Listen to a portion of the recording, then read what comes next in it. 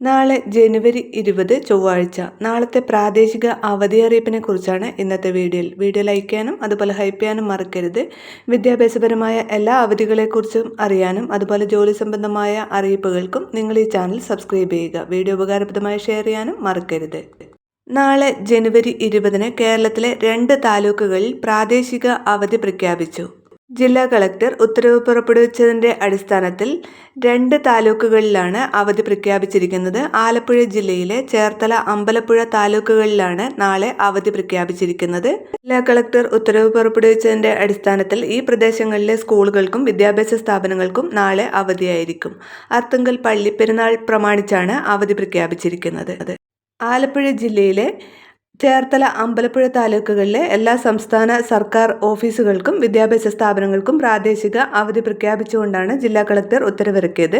അതേസമയം പൊതുപരീക്ഷകൾ മുൻനിശ്ചയപ്രകാരം നടക്കുമെന്നും അറിയിപ്പിൽ പറയുന്നു.